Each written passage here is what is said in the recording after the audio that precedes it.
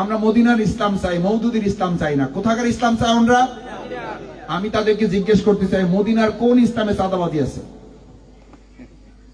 মদিনার কোন ইসলামে দাড়ি ছাঁচা নেতৃত্ব আছে? মদিনার কোন ইসলামে নামাজের ওয়াক্ত হলে বিরতি দেবে, শুধু কর্মীরা 2-4 জন যাবে, নেতারা কেউ নামাজ পড়বে না? এটা কোন মদিনার ইসলামে আছে?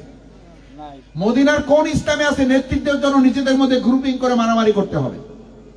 মদিনার কোন ইসলামে আছে নমিনেশন হয়ে যাওয়ার পর এরপরে শুধু নিজেদের অফিসে না, মানুষের গাড়ি ভাঙচুর করে? এটা মদিনার ইসলাম? তাহলে আপনারা কোন ইসলামের কথা বলেন? আপনারা বলেন নিজস্ব স্বার্থবাদী ইসলামের কথা। যে স্বার্থবাদী ইসলাম সারা বছর টুপির খবর নাই, সারা বছর মসজিদে যাওয়ার সময় ঠিকঠাক মতো পান না, আর যখন নির্বাচন আসে তখন আপনাদের টুপি 1টা না 2টা না, টুপি রাখার জন্য আলাদা আবার লোক সেট করা হয়। যে টুপিটা মনে করে আমাকে আগে যখন বক্তৃতা দিতে পারো, আমি ভুলে গেল আমার মাথায় কিন্তু দিয়ে দিবা।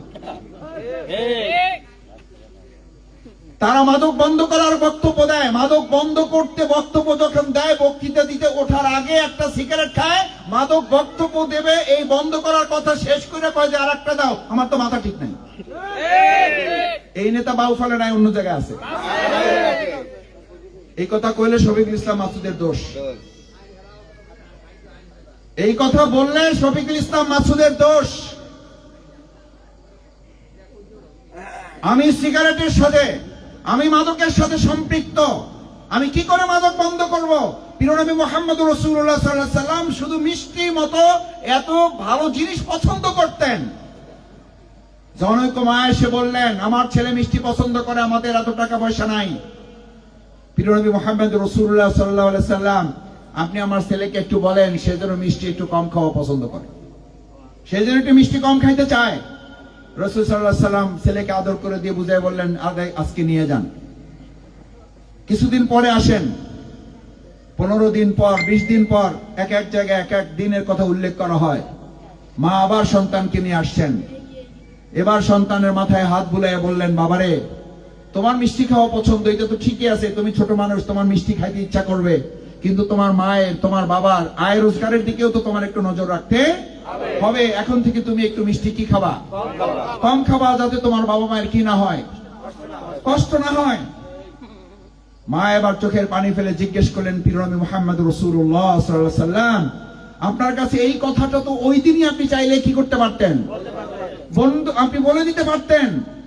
এই 10 দিন, 15 দিন, 20 দিন, এই কয়টা দিন আমাকে অপেক্ষা করতে হলো কেন? রাসূল করিম সাল্লাল্লাহু আলাইহি সাল্লাম মানবতার কত বড় আদর্শ! প্রিয়নবী মুহাম্মদ রাসূলুল্লাহ কত বড় আদর্শবান নেতা, কত বড় মানবিক নেতা!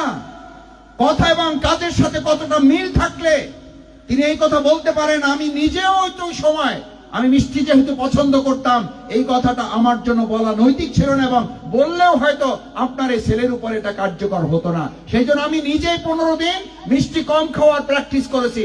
তারপরে আমি আপনার ছেলেকে বলেছি যাতে এটা আমার জন্য নৈতিক হয় এবং আপনার ছেলের জন্য এটা কার্যকর হয়। সুবহানাল্লাহ।